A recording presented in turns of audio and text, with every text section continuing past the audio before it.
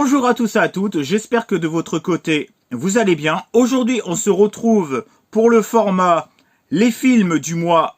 Donc là, c'est les films du mois de février.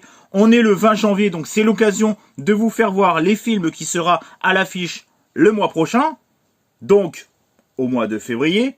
Et on va commencer par Marsupilami, qui sort le 4 février 2026 avec la bande à Fifi. Moi, j'adore cette nouvelle bande du cinéma de comédie française. Pour moi, ça me fait penser un petit peu le Splendide dans les années 70-80. Ça me fait penser un petit peu à ce nouveau groupe un petit peu fédérateur du cinéma de pure comédie. Pour moi, on a eu le Splendide et maintenant on a la bande à Fifi. Et il ressort un nouveau Marsupilami. Il y a toujours Jamel Debbouze dans ce second volet. Parce qu'il avait fait le premier volet, il y avait déjà Jamel Debbouze. Il me semble que je crois que je n'ai pas vu le Marsupilami avec Jamel Debbouze qu'il avait fait il y a quelques années. Mais là, il y a Philippe Lachaud aux commandes de ce nouvel opus de Marsupilami. J'ai vu la bande-annonce. Et franchement, honnêtement, en ce 4 février 2026... c'est vraiment l'affiche qui m'intéresse le plus. C'est vraiment la sortie qui m'intéresse le plus. La bande-annonce donne envie, c'est marrant. C'est une petite aventure familiale complètement déjantée, avec plein de péripéties, avec un petit casting de la bande à Fifi qui fait le plaisir. On retrouve Élodie Fontan, on retrouve Jamel Debbouze, on retrouve Philippe Lachaud qui est aussi le réalisateur, comme je vous ai dit. On retrouve vraiment toute la clique. On retrouve aussi Tarek Boudali. On retrouve aussi Corentin Guillot. Donc lui, il joue l'enfant apparemment, si j'ai bien compris.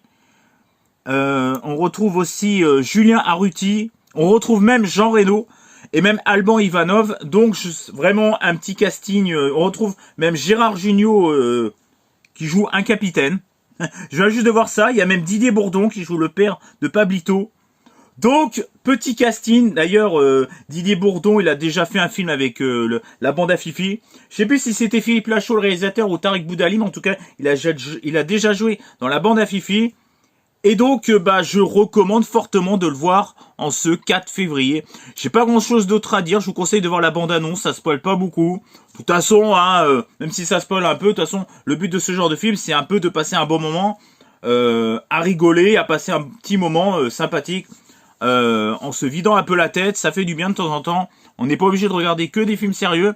En plus, les films de la bande à Fifi, il y a un minimum de mise en scène et un minimum de fond. Donc, let's go pour toute la famille. Attention peut-être aux moins de 10 ans, parce que vous savez qu'avec la bande à Fifi, des fois ça tourne un petit peu en dessous de la ceinture. Donc en dessous de 10 ans, je déconseille. On passe au film suivant. Let's go. Le même jour sort le nouveau film de Christophe Gans, Retour à Silent Hill, qui avait déjà réalisé le premier Silent Hill en 2000... je sais plus quelle année déjà. C'était pas 2009. Ah, j'ai un doute là. Le premier, j'avais trouvé vraiment ça, l'ambiance, l'esthétisme du film. Franchement, il était vraiment superbe. Une espèce de tension palpable, etc. Là, il ressort en ce 4 février un opus, une suite. Je sais pas si c'est vraiment une suite à cet univers de Silent Hill, de Silent Hill, qui est d'ailleurs à la base, si je dis pas de conneries, Silent Hill, je crois qu'à la base c'est un jeu vidéo. Oui, c'est ça, c'est un jeu vidéo à la base. Et ça a été adapté en film en 2000 et quelques. Et là, il revient en 2026 en nous proposant toujours un peu le même esthétisme, avec ce brouillard, etc. Là, j'ai la bande-annonce devant les yeux. Alors, c'est un film, je crois que c'est un film français, si j'ai pas de conneries. On retrouve au casting, alors je les connais pas spécialement, Jérémy Irvine, Anna Emily Anderson, ah si, je les connais, Elve Templeton, Robert Strange, enfin c'est des acteurs américains, mais c'est un réalisateur purement français. Donc c'est bien parce que c'est une réalisation quand même américaine, donc quand même il y aura du budget quand même un minimum derrière. Et donc, oui, c'est bien français, j'ai regardé, 65 ans, ouais. Donc, ça donne envie, évidemment, un film comme ça, tu passes pas à côté. Par contre, j'ai pas vu le Silent Hill 3D, je l'ai pas vu, là, le 2. Je crois que c'est le 2. Le Silent Hill 3D, là, le deuxième qu'ils ont fait. Je l'ai pas vu celui-là. Donc je ne peux pas juger. Est-ce que Silent Hill 2 3D, je sais pas si c'est 3D ou je sais plus.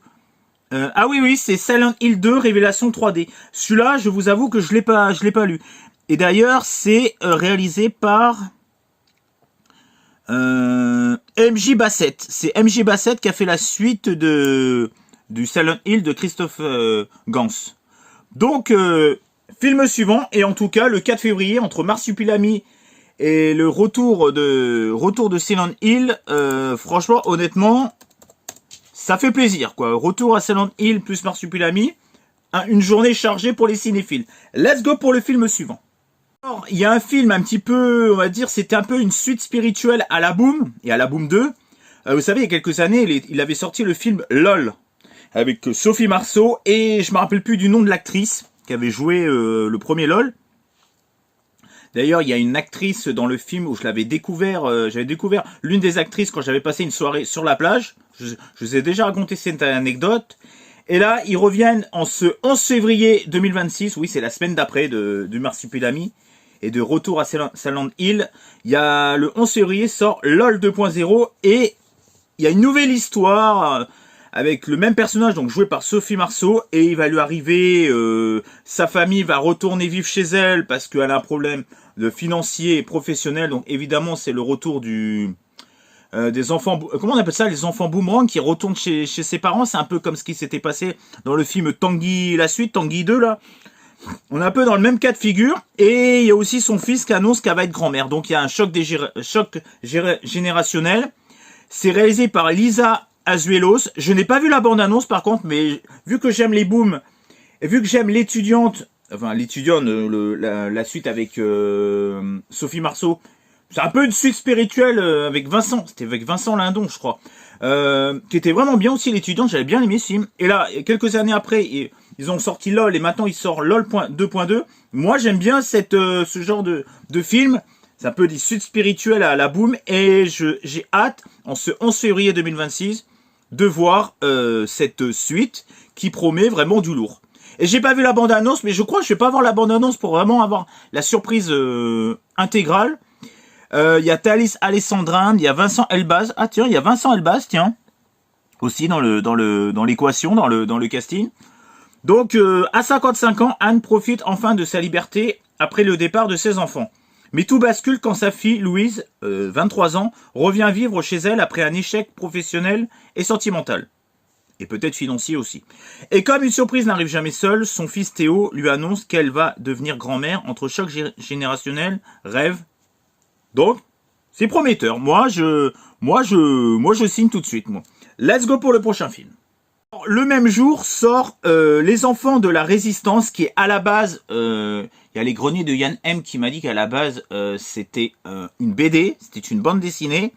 Donc Les Enfants de la Résistance, c'est l'histoire d'un petit village où les Allemands débarquent dans ce village pour foutre un peu la merde, pour un peu piquer toutes les ressources, etc. pour leur chef suprême. Donc vous savez celui-là là, qui a une moustache là, je vais pas dire son nom, mais bon, qui pille un petit peu toutes les ressources des villages, etc.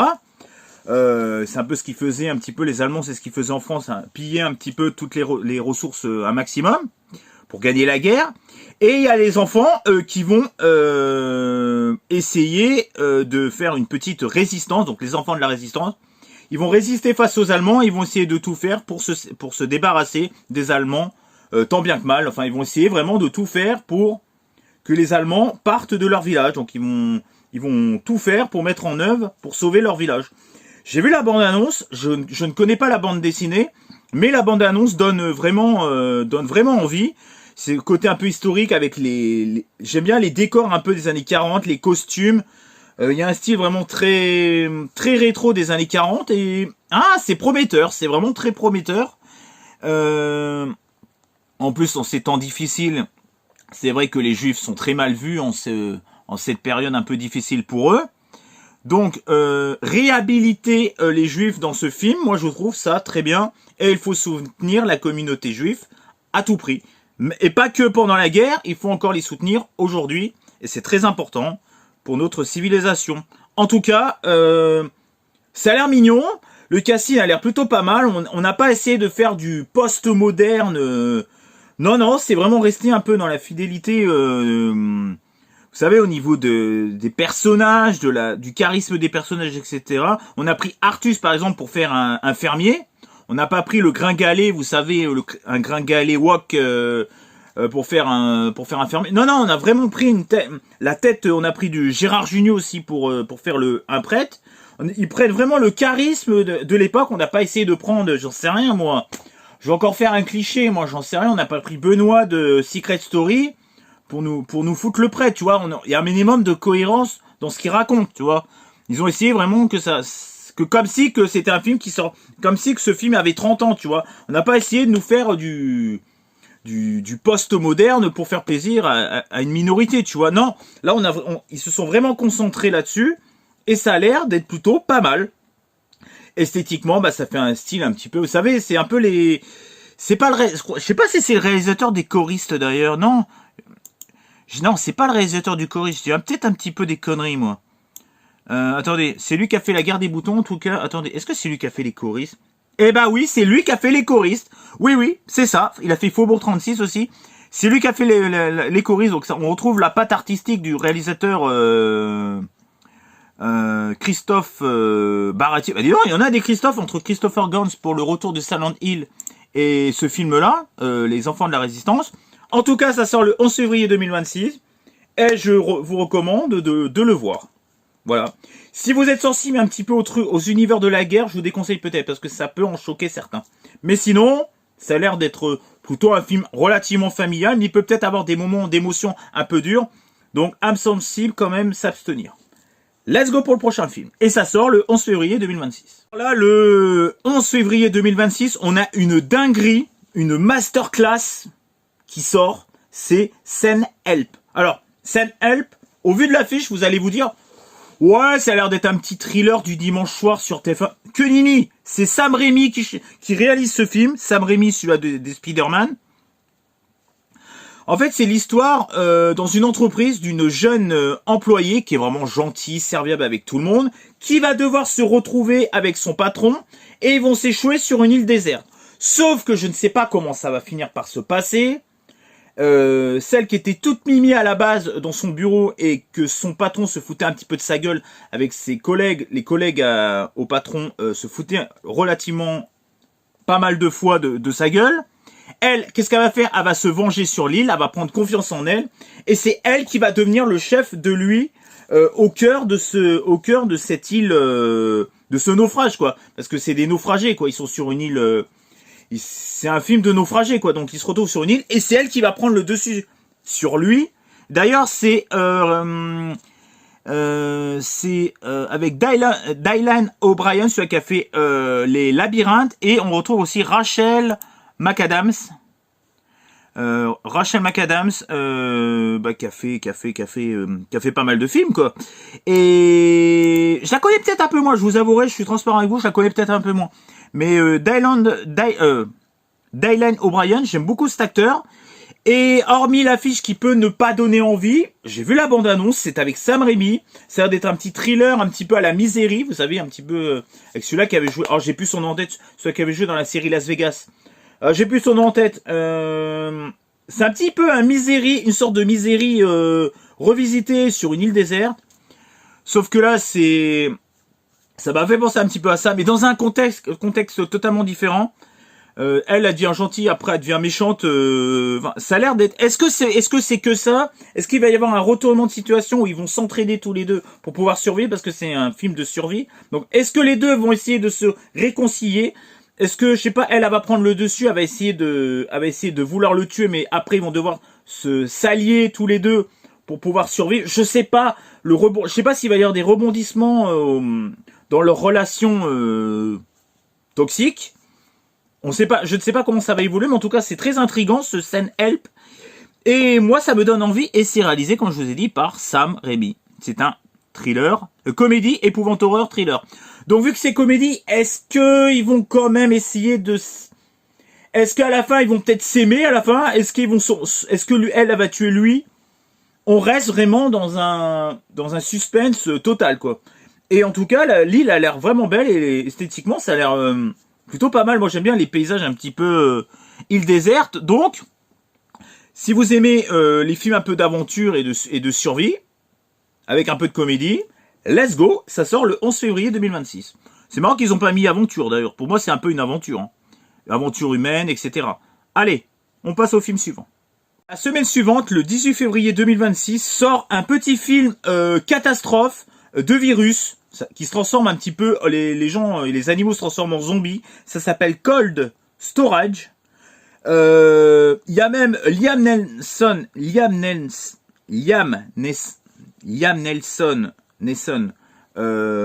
qui joue dans le film. J'ai regardé la bande-annonce, ça a l'air d'être plutôt pas mal. Ça a l'air d'être complètement crade. Ça a l'air complètement loufoque. Ça a l'air d'être plutôt comédie, science-fiction, horreur. En fait, c'est une espèce de base militaire. Ils ouvrent une espèce de base militaire, sauf qu'il y a un virus qui se dégage, de cet endroit-là, et va commencer des péripéties. Ça va envahir de plus en plus la ville, et évidemment, ils vont devoir survivre à tout ce merdier, quoi. Je vais vous lire la bande-annonce parce que c'est pas évident à expliquer. Il y a plusieurs dizaines d'années, un micro-organisme hautement infectieux et en constante mutation, capable d'une destruction de niveau extinction, a été contenu dans une installation militaire, comme je vous ai dit. Aujourd'hui, l'armée a scellé le sous-sol le plus bas de l'installation et a vendu l'espace restant à une société de self-stockage. Donc en fait, c'est pour mettre des stockages d'entreprise, quoi. Alors que la température augmente sous terre, le micro-organisme trouve un moyen de s'échapper. Voilà, il y a un moyen de s'échapper. Si on le laisse se propager, il va bientôt se multiplier de manière incontrôlée dans le monde entier. Le sort de l'humanité repose maintenant sur un agent de bioterrorisme à la retraite et 2 héros improbables employés dans l'installation. Oui, parce qu'en fait, les 2 employés, c'est 2 adolescents, enfin, 2 jeunes adultes, quoi, qui sont pris dans une course contre la montre pour détruire l'organisme et sauver l'humanité. Et après, ce que j'ai compris, c'est qu'en fait, ils vont s'allier avec Liam Nelson. Donc, apparemment, pendant un moment, ils prennent une voiture. Donc, en fait, le virus n'est pas que contenu dans ce petit endroit. Il va s'éparpiller partout. Et ça peut peut-être faire... il va peut-être avoir une saga autour de ça. On sait pas. C'est peut-être le nouveau 28 jours plus tard. Je sais pas. En tout cas, un nouveau film de virus qui pop. Il y a eu la semaine dernière 28 ans. Il y a eu 28 ans plus tard le Temple des Morts qui est sorti quand d'ailleurs qui est sorti en 2026. Ils vont pas me dire la date. Qui est sorti la semaine dernière. Ils vont pas me dire la date. Hein. Ils veulent me laisser me débrouiller.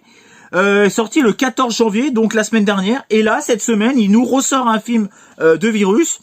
Et ben, j'ai regardé la bande-annonce, ça a l'air d'être plutôt pas mal. Bon, c'est peut-être un peu le sang un peu vert. Bon, on sent qu'ils ont peut-être pas voulu que ça soit interdit au moins de saison, donc ils ont mis du sang vert peut-être pour calmer le jeu de la censure. Mais en tout cas, ça a l'air d'être plutôt fondard. Je pense qu'en fait, je pense qu'il va pas y avoir beaucoup de messages dans ce film, mais ça va être plutôt...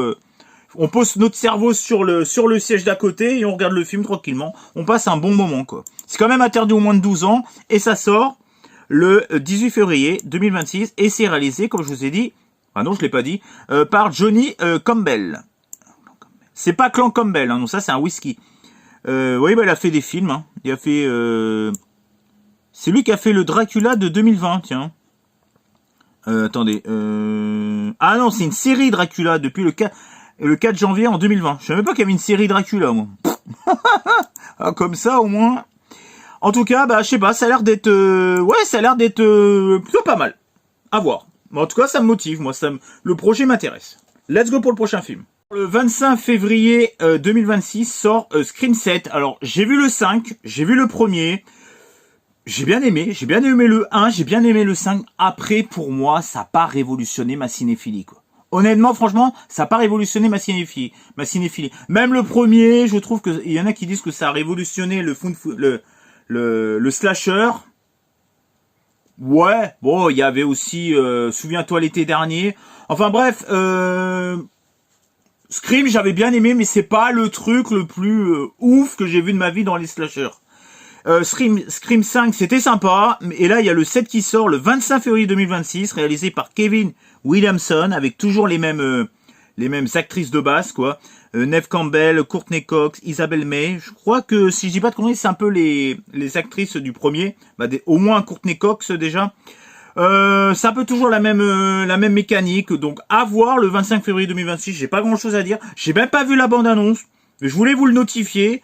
Après, moi, c'est pas forcément ma priorité. Mais si je dois le voir un de ces jours, pourquoi pas. Je me mettrai le 6 parce que je me rappelle plus trop.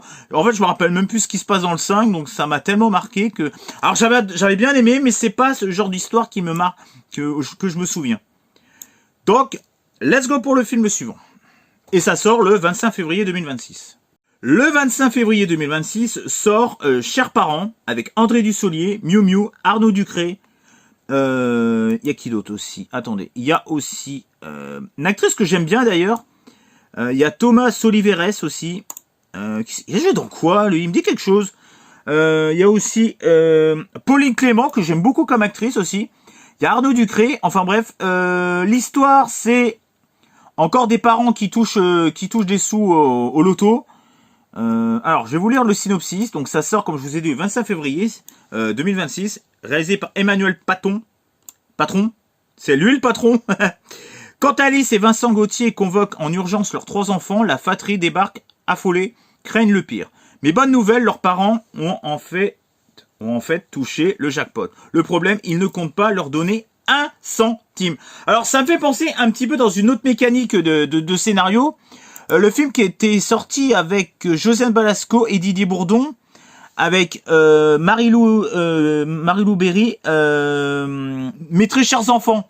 C'est un peu le même style un petit peu, sauf que là, ils avaient fait semblant de toucher au loto. Ils avaient fait semblant de gagner au loto, quoi. Et ils avaient fait croire à leurs enfants qu'ils avaient touché au loto, qu'ils avaient touché une somme au loto pour pouvoir revoir leurs enfants, parce que les enfants avaient un petit peu délaissé leurs parents. Donc en fait, ils avaient mis une carotte à leurs enfants en disant regardez, on a touché du fric, donc vous pouvez avoir du fric aussi. Donc en fait, évidemment que ça a attiré les gamins, ils sont allés ils léchaient les bottes de leurs parents, quoi, évidemment. Mais quand ils ont appris qu'en fait les parents avaient pas gagné à la loterie, enfin au loto, ça avait fait c'est là que ça a fait tout un pataquès. Là, on n'a pas de mensonge. C'est juste des parents qui ne veulent pas donner de l'argent à leurs enfants. Donc, ça a l'air d'être intéressant de voir un petit peu l'avancée de l'histoire au cœur de cette famille. Voir un petit peu est-ce qu'ils vont se déchirer ou pas. Je trouve qu'il y a une intrigue qui est plutôt intéressante et à voir. C'est un peu le même genre que Mes très chers enfants. Mais là, il y a un petit truc en plus, c'est genre, ça fait un petit peu penser aussi au film, le film Ah si j'étais riche.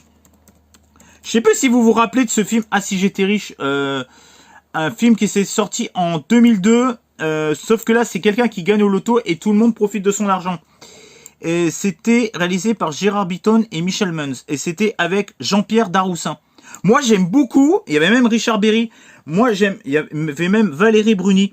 Moi, j'aime beaucoup les films où ça parle de loto. Je trouve qu'ils réussissent à faire des scénarios qui est plutôt intéressant et intelligemment fait.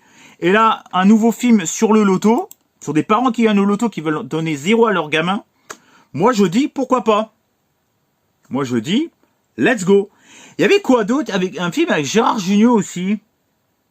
Ah non, là, il fait croire à ses gamins, je sais plus comment ça s'appelle. Pour y gâter, il fait croire à ses gamins qu'en fait, il a tout perdu. Sauf qu'en fait, il a toujours son argent et tout. Et il fait croire à ses gamins qu'ils ont tout perdu. Donc du coup, il se retrouve dans une espèce de ferme abandonnée. Et en fait, il fait tout pour retrouver ses enfants, quoi. J'adore ce genre de scénario. Je trouve que, je sais pas, c'est un style de comédie que j'aime beaucoup, moi. Quand ils se retrouvent en famille comme ça pour différentes raisons. Moi, j'aime bien. Moi, j'adhère à ce genre de scénario, je trouve, qui change un peu des comédies classiques. Ça donne des péripéties, il y a de l'humour, il y a des fois du drame familial. Moi, je trouve que ce genre de sujet, on peut faire des trucs vraiment extraordinaires. Donc, ça sort le 25 février 2026. Pour finir, le 25 février 2026, ressort le film J'aime, c'est la pêche géante de Henri Selick. Alors, je vous le dis tout de suite, Henri Selick, c'est un réalisateur que j'aime beaucoup. Je l'ai vu l'année dernière, le film J'aime, c'est la pêche géante. C'est une aventure magnifique avec des dessins animés en pâte à modeler, en stop motion. Esthétiquement, l'animation est somptueuse. L'histoire est somptueuse. Il y a qu'un moment, il y a un petit laps de temps où il faut se mettre dans le bain parce que il y a un moment, tu te dis, qu'est-ce qui se passe? Mais je suis où, là? Hormis ça, une superbe aventure géniale avec des personnages hauts en couleur.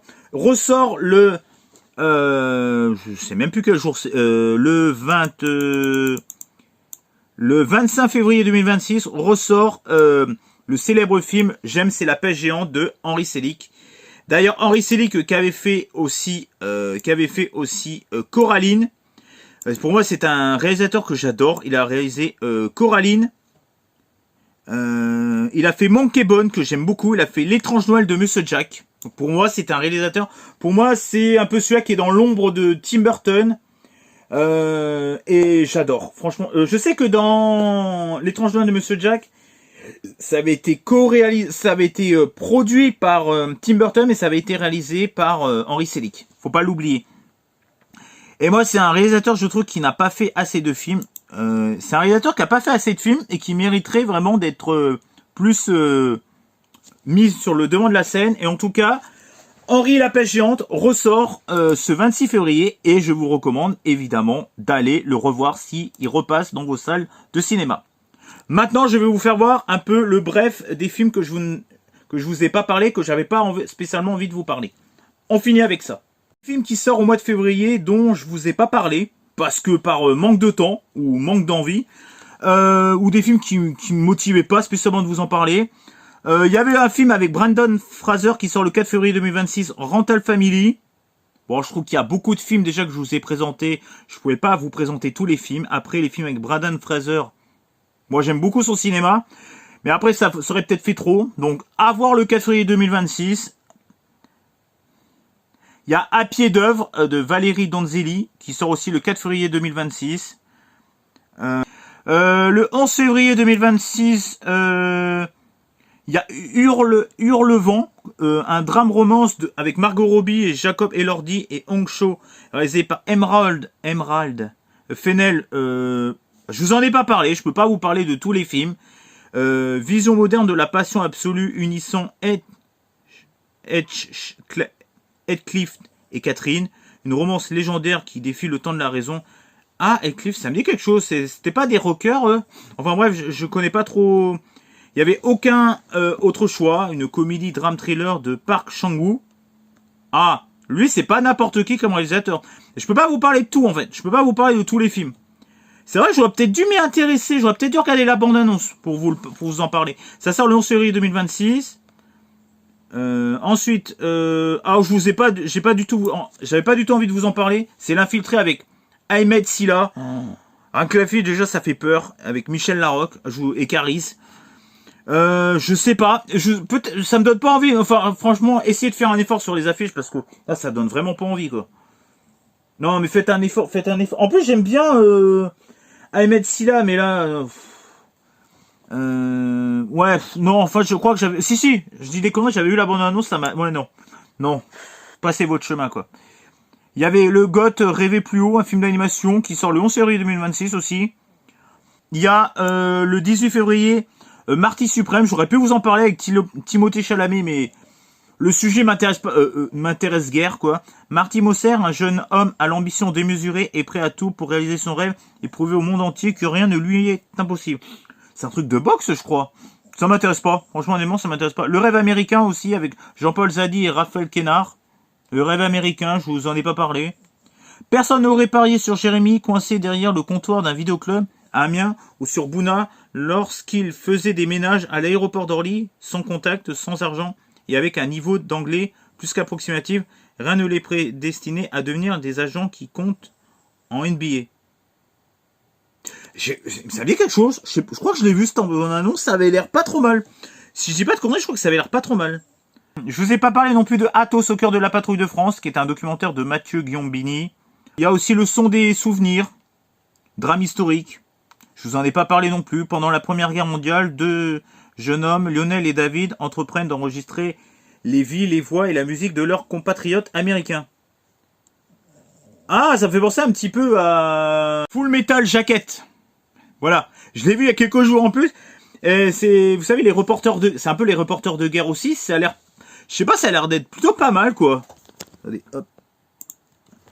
Hop, voilà. Ça a l'air d'être vraiment plutôt pas mal, quoi. Je sais pas ce que ça peut donner, drame historique romance, sauf que là, c'est une fiction, quoi. Mais il y a des reporters de guerre, hein. Donc voilà, bon, j'ai fait un petit peu le tour pour le 26 février. J'espère qu'en tout cas, ça vous a plu, cette nouvelle vidéo. Les films sortis au mois 2. Donc là, c'est au mois 2 février. Dites-moi dans les commentaires les films que vous allez voir au mois de février. Qu'est-ce qui vous motive? Est-ce qu'il y a des films que je vous ai présentés qui vous ont donné envie de le voir le mois prochain, donc au mois de février? Dites-moi tout ça dans les commentaires. J'attends vos commentaires avec impatience. On se retrouve pour de prochaines vidéos ou pour de prochains lives. D'ailleurs, j'ai un live sur un gros tournoi de 256 films. Donc, j'ai déjà fait la miniature, j'ai déjà mis ça en place sur YouTube. J'ai pas encore donné la date. Enfin si, il y a une date fixe parce que tu es obligé de mettre une date avec StreamYard. Tu es obligé parce que sinon ça enregistre pas. J'ai jamais su faire, je vous avouerai. Mais prochainement, vous aurez un nouveau live sur ma chaîne. En tout cas, on se retrouve pour de prochaines vidéos, pour de prochains lives. Ciao et bye bye. Allez, à plus.